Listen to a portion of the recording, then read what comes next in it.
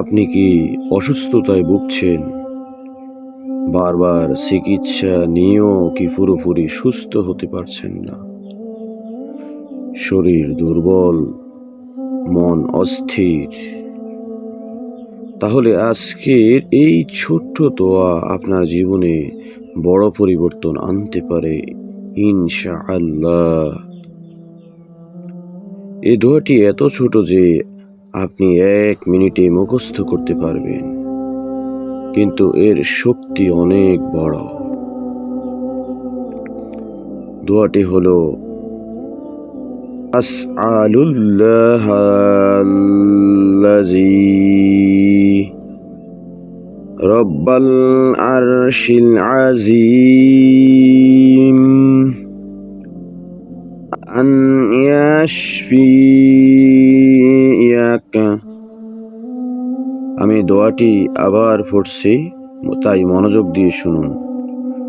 আসআলুল্লাহাল আযীম রব্বাল আরশিল আযীম ইয়াশফিআকা,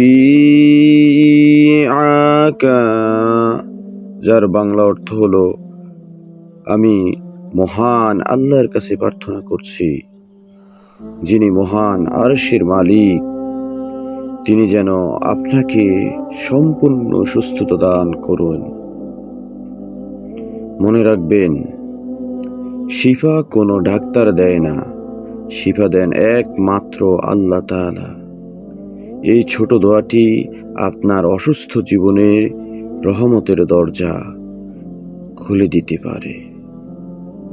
আমল করার সঠিক নিয়ম হলো 7 বার পড়া সুন্নত, রোগীর শরীরে হাত দিয়ে পড়লে উত্তম, নিজের জন্যও পড়তে পারবেন, পানি পড়ে খেতে পারেন। সবচেয়ে গুরুত্বপূর্ণ, শুরুতে 3 বার দুরূদ শরীফ, শেষে 3 বার দুরূদ শরীফ, যেমন দুরূদ ইব্রাহিম পড়তে পারেন। গুরুত্বপূর্ণ টিপস হলো ধীরে সুন্দরভাবে পড়বেন, তাড়াহুড়া করবেন না। আজিম শব্দে টান ঠিকভাবে দিবেন, মনে বিশ্বাস রাখবেন, আল্লাহ অবশ্যই শিফা দিবেন। আপনি যদি চান আল্লাহ আপনাকে সুস্থ করুন, তাহলে এখনই কমেন্টে লিখুন আমিন। ভিডিওটি